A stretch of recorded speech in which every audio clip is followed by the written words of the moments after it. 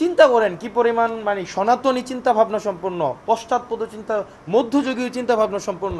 201 নম্বর room থেকে 202 নম্বর রুমে তারা চিঠি পাঠায়, এবং এই চিঠিটা প্রথমে যায় হচ্ছে আপনার জিপিইউতে যায়। মানে 201 থেকে 201 নম্বরে একটা রিকোয়েজিশন দিবে, ধরেন ডাস্ট কিনবে, ময়লার ঝুড়ি কিনবে, তখন এটা চিঠি পাঠাবে, চিঠি যাবে জিপিইউতে, জিপিইউ থেকে এটা অ্যাপ্রুভড হয়ে আবার 202 নাম্বার আসবে, 202 নাম্বার আবার এটা জিপিইউতে পাঠাবে, জিপিইউ আবার 201 নাম্বারে পাঠাবে। অথচ তাদের সাথে তাদের চা খাইতেও দেখা হচ্ছে, মন্ত্রণালয়ে বাদাম এবং ফ্রুটস খাইতেও তাদের দেখা হচ্ছে, নিয়মিত তাদের কথা হচ্ছে, সোশ্যাল এনগেজমেন্ট হচ্ছে, তারা একসাথে মিলে ব্যবসাপাতিও করতেছে, তারা একসাথে মিলে পার্সেন্টেজ ভাগাভাগিও করতেছে, সবই করতেছে। কিন্তু তাদের কাজ করার ক্ষেত্রে এই জিনিসগুলোকে তারা শুধুমাত্র এই যে আমাদের পুরা ফ্রেম, আসলে আমাদের এই এই প্রশাসনের পুরা মানে খোলনলচে আমাদেরকে পাল্টাই ফেলতে হবে। এটার পরবর্তীতে আমরা মাঝে মাঝে মনে হয় যে কিছুদিন আগে খুবই দুঃখজনক ঘটনা, মাইলস্টোনে যে বিমানটা পড়ছিল, এটা মাইলস্টোনে না পড়ে এটা সচিবালয়ে পড়া উচিত ছিল।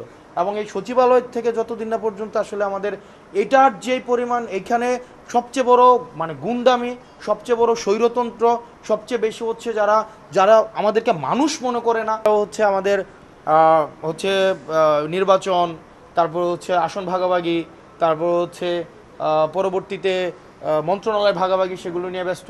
আর এটা এটা দুঃখ, আপনারা এখানে অনেক চাকরি প্রার্থী আছেন, এটা বাস্তবতা, রূঢ় বাস্তবতা। সেটা হচ্ছে আপনারা শুধু সংখ্যায় ম্যাটার করেন। কোনো একটা আন্দোলন হোক, তখন আপনারা নামবেন পিছনে, একজন রাজনীতিবিদ এসে সামনে দাঁড়াবে, তখন ওই রাজনীতিবিদদের পোর্টফোলিওটা ভারী হবে যে আমার পিছনে অনেক মানুষগুলো আছে। তো এটা রূঢ় বাস্তবতা, সেই বাস্তবতা মেনে নিয়ে আমরা আমাদের জায়গা থেকে আমরা প্রতিশ্রুতি দিচ্ছি, আমরা এরপরে আমরা জনপ্রশাসন মন্ত্রণালয়ে আমরা কথা বলবো, আমরা যাব, এই গুন্ডামি থামাইতে হবে।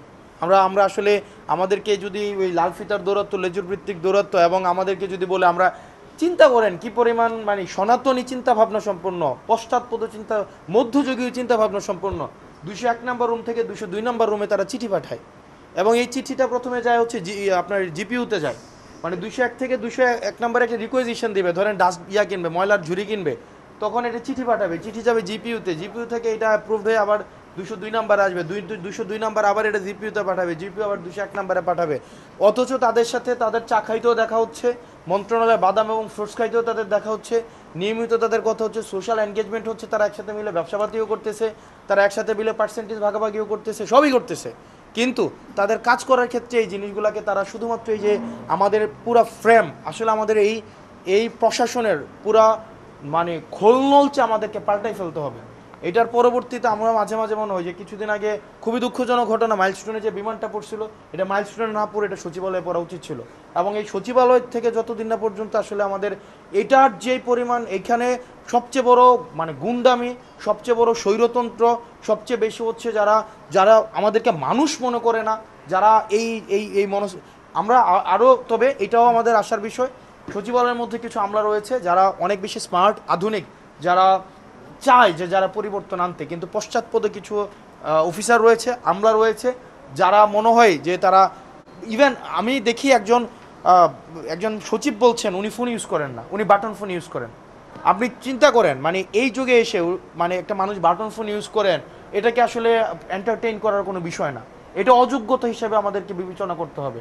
তো এই যুগের চাহিদার সাপেক্ষেই আমাদের এই বিষয়গুলো সংশোধন করতে হবে, নাম্বার প্রকাশ করতে হবে, আমাদের 44-এর বিষয়টা সলভ করতে হবে। আমরা জোর দাবি দিয়েছি পুনর্মূল্যায়নের আগে যেন এই যে উনাদের এই 5 মাসের ফাইজলামি, এটাকে ফাইজলামি, উনাদের কাছে মনে হচ্ছে শুনে এটা রুটিন ওয়ার্ক করতেছে, কিন্তু এটার সাথে অন্তত 500 ফ্যামিলির জীবন জীবিকা, 500টা ছেলের অন্তত গত 6-7 বছরের স্বপ্ন, গত 20টা বছরের তাদের স্বপ্ন জড়িত, তাদের কাছে এগুলোর কোনো মূল্য নাই। এটার সুরাহা হইতে হবে, নাম্বার 1। নাম্বার 2 হচ্ছে আমাদের যে বিষয়গুলো আপনার মিরাজ ইতিমধ্যেই স্পষ্ট করেছে, আমাদের বিধি সংশোধন করার বিষয়, ভাইবার নাম্বার, ভাইবা যেন চেহারা দেখে না হয়, ভাইবা যেন কোনো ধরনের রাজনৈতিক বিবেচনায় যেন ভাইবাটা না হয়।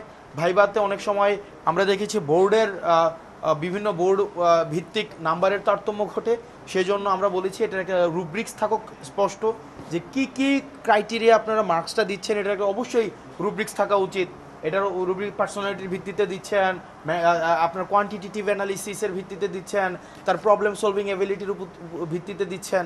তো স্যাররা খুব, আমরা দেখলাম এটা নিয়ে ওনারাও ভাবছেন, ওনারা সিবিআই ফরম্যাট একটা ইন্ট্রোডিউস করতে পারেন খুব সম্ভবত sometime very soon, maybe from আপনার 50তম থেকে, তাই না, 50তম থেকে ওনারা বলেছেন। আমরা পিএসসিকে আমরা অনেক আমরা হচ্ছে আন্তরিক পেয়েছি, অনেক বেশি তারা চেষ্টা করছে সংস্কার করার, আর ক্যালেন্ডার ইয়ারে বিসিএস শেষ করার বিষয়টি এসছে। এই বিষয়গুলো নিয়েও আমরা দেখেছি পিএসসি আপনার অনেক উদার, কিন্তু দিন শেষে সমস্যা হচ্ছে আপনার এই যে সচিবালয়।